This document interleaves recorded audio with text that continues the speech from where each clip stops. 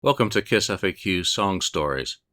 In this series, we'll focus on the histories of some of Kiss's best and least known songs. In this episode, She, a Wicked Lester recycle originally released on Kiss's Dressed to Kill album in 1975. This song is notable as being one of a cluster of 4 Wicked Lester songs revamped by Kiss and performed at their debut show at the Coventry on January 30th, 1973. The song had been written by Gene Simmons and Stephen Coronel while members of Bullfrog Beer. It was performed by that band and its successor, Cathedral, and then the band Rainbow, which became Wicked Lester. Its original title was She Goes Down, since Gene had a separate composition titled She Knows at the time. Steve's input to the song was critical. It was he who came up with the signature riff while tuning a new guitar he'd recently purchased. He then took the idea to Gene, who then developed the piece into a full song, possibly recycling some earlier lyrical ideas. Steve told Ken Sharp in Behind the Mask, "It's real dinosaur rock. It's fun. It has a lot of power to it. I like the way it starts out. It seemed like a good little idea. It was simple." While the song is not overly complex, Gene recalled in Kiss Machine fanzine, "I remember struggling with She. It was in my mother's basement. I was still going to school, and I had this idea for a song. I wanted to call it She Walks by Moonlight, because I remember a line in the movie Hondo, an Indian movie. It was some cowboy. He went up to some big Indian chief and goes, 'I want your daughter.' The chief said, 'You may not have my daughter.' The cowboy said, 'Why not?' The chief said, 'She walks by moonlight.' And that's the first line of the song. I didn't even know what it meant. I just loved the sound of it." That's a wonderful Genesis story. But not to break any hearts, the Louis L'Amour written John Wayne movie didn't contain any such dialogue like Gene remembered, so it was probably some other Western that he experienced during his youth. Interestingly, the song wasn't included on Gene's 1970 publishing tape. The earliest currently known existing recording of the song is from the Rainbow gig, which Brooke Ostrander had a tape of. It was also recorded as part of Wicked Lester's acoustic session on August 7th, 1971, presumably in advance of the album session starting. Neither of those versions circulate. It's also possible that the song exists on additional Wicked Lester live recordings known to exist. She was one of the first demos recorded by Wicked Lester after signing with Metro Media Records in 1971. It was initially recorded as a simple 2-track on which overdubs were then added. Halfway through the recording sessions, the record deal fell through, and the band were forced to rethink their situation. As the myth goes, playing a showcase for CBS Records, Steve was seen as a problem by the A&R rep. As he explained in Behind the Mask, "The record company didn't like me. Whether it was his playing, his look, or both is irrelevant to the end result," though producer Ron Johnson suggested that using record label dislike of him was an excuse for a difficult decision. Steve was replaced by guitarist Ronnie Lee Jack in late February 1972. Hungry from their first taste in the studio, Gene, Paul, and the other band members made the mercenary decision to part company with his childhood friend and take the deal. Back in the studio, it soon became apparent that the two differing guitar styles didn't blend well. Lee Jack was something of a seasoned veteran, having played and performed with Cactus. As a result, the song was re-recorded with Ron's lead work. Or more aptly, additional recordings were layered upon the already existing basic tracks where needed.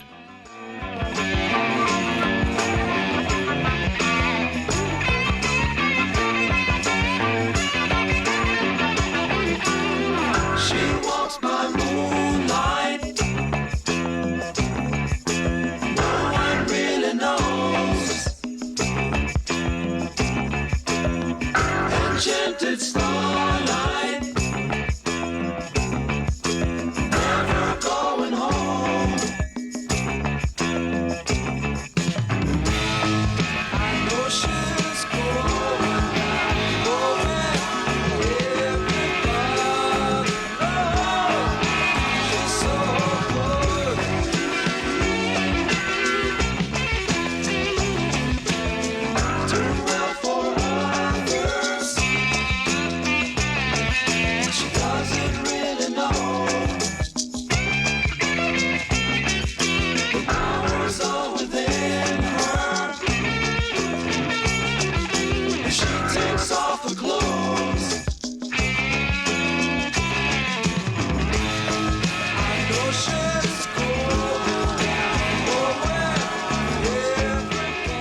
be a case of sour grapes, but not surprisingly, Steve was less than pleased with the direction that the song took.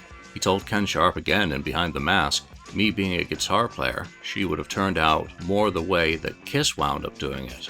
The Wicked Lester version of it is all lollipops and sugar. It didn't really sound like a heavy metal song." Not that Wicked Lester sounded like a heavy metal band. Another important change also took place between the Metro Media and Epic recording sessions. Gene was persuaded to change the tone of the song's core lyric from "She's no good" to "She's so good." In hindsight, it may seem ludicrous, considering Gene's later penchant for female conquest, that the original lyrical context ever existed. Ron Johnson was aghast. Gene's songs railed against a whore when something like that behavior should be celebrated. It wasn't a good girl gone bad, she was sexy. She becomes a clear illustration of what considered the overbroad musical experimentation that represented the musicians being let loose in the studio for the first real time. Evidence at hand, the Ian Anderson-inspired flute solo and congas performed by session percussionist Jimmy Malin make it pretty clear. There are also horns added in parts. Jethro Tull's seminal Aqualung album would have been very fresh in the minds of band members when sessions started in 1971. Wicked Lester didn't have a singular musical identity and were seeking to develop one. Gene and Paul also struggled to find a working vocal style on the song. Initially, it was a slow, low, blended duet lacking vocal projection backed with an almost kettle-like tribal drum. It lacked dynamics, though some of those elements are most likely lost in the somewhat muddy circulating copy and the fact that it was built on a 2-track recording.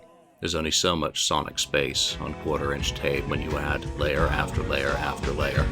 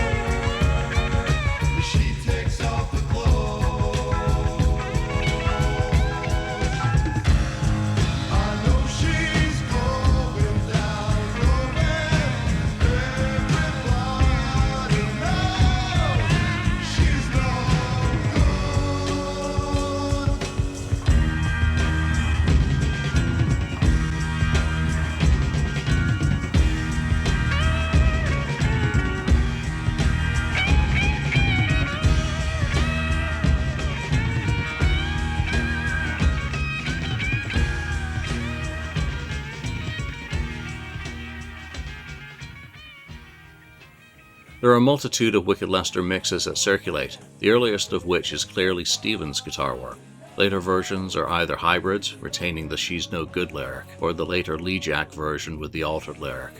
There are also versions that fade out, and one that segues into Too Many Mondays, depending on the track sequence at hand. The album was also remixed by CBS Records in 1977, when that label considered capitalizing on Kiss's fame. It was again remixed in 2000 by Universal for the Kiss box set. Interestingly, on the 2001 Kiss box set, She is different to both the original album version and the alternate version of the song. It is closer in sound to the original album version, having some additional audio features which differentiate it. These include cymbal hits over the opening riff, keyboards high in the mix at the beginning of the song, and additional guitar overdubs during the verses. The mastering, however, is clear and powerful. This suggests that Universal may have master tapes, or yet another version of the album.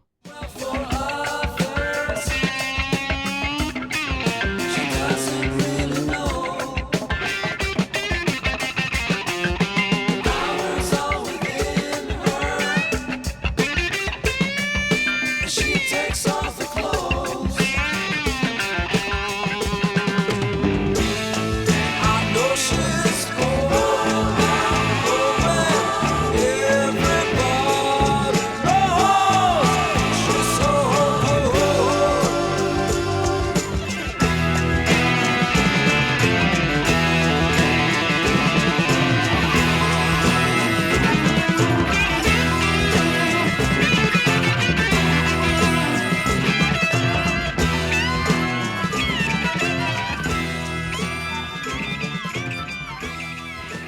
She was the only Wicked Lester song to survive into Kiss's live set during their first national tour in 1974, following the release of the debut album, which the song wasn't even included. No examples of the song's performance during 1973 currently circulate, so it's unknown whether its Kiss form in 1974 had evolved during the club era and transitioned to professional touring. Certainly, when performed during 1974, the song was a nearly 6-minute heavy jam which featured a different guitar solo than that which would be recorded for the Dress to Kill album the following year.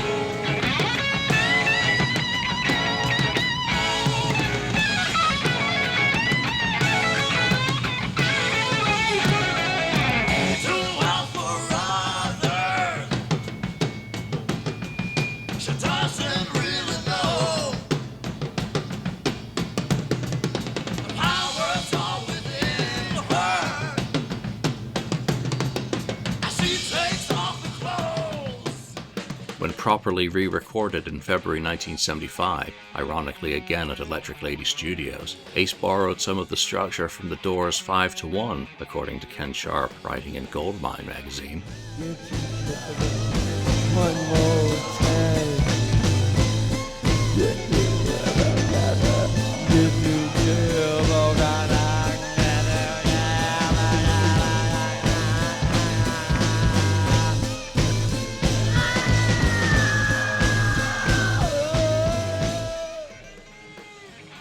Gene recounted in Nothing to Lose that it was he who pushed for the Wicked Lester songs to be re-recorded by Kiss in early 1975.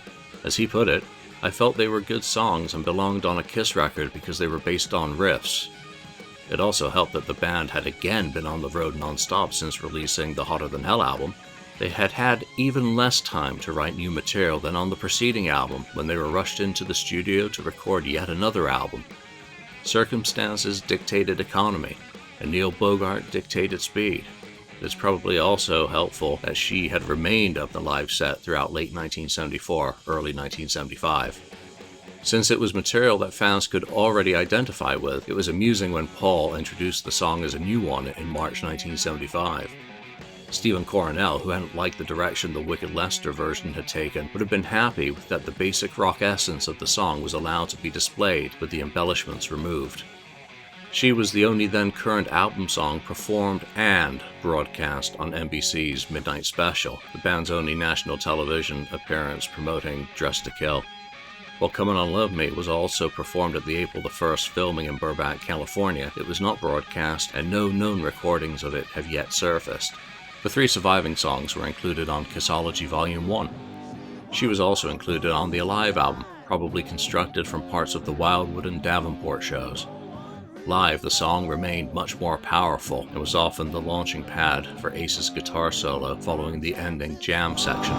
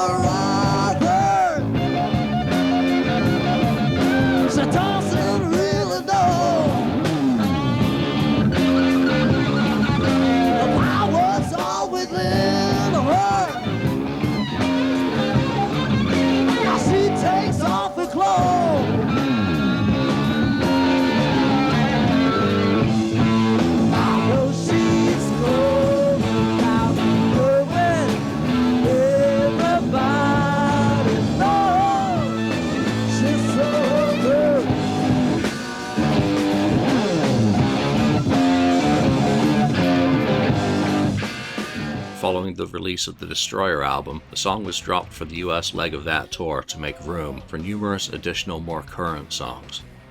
While it was ignored by Kiss for the remainder of the 1970s, it was included on the 1978 double platinum compilation in a very curious combination, tacked on to an edit of the Rock Bottom acoustic intro. Only the final 52 seconds of the piece was used before transitioning into an extended remix of She, which added some 25 seconds duration. Instead of fading out over the third chorus and guitar work, it added an additional repetition of the core riff and the first 2 lines of the first verse, before then fading out. She returned to the band's live set in 1993 and was then performed by the Kulick singer lineup throughout the electric and acoustic dates in 1994 and 1995.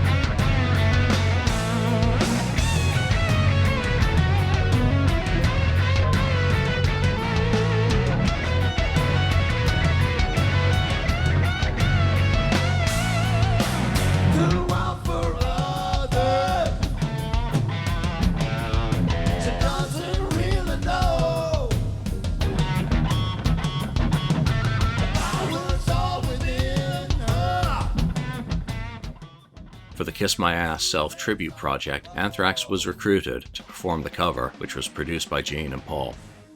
Gene also joined the band in New York City on May the 24th, 1993, to perform a cover of the song. The song was again ignored during the reunion, other than a sole performance during the Halloween 1998 show in Los Angeles. She was a constant during the Australian and Japanese legs of the Rock the Nation tour in 2004, but it was only performed at 4 US dates. That said, it was captured for the Rock the Nation Live 2005 live DVD and was also released on the Kiss Off the Soundboard Live in Virginia Beach release in 2022. Until the Alive 35 tour in 2008-2009, she seldom appeared during the band's few shows during that period, and since then has been a regular only on the cruise.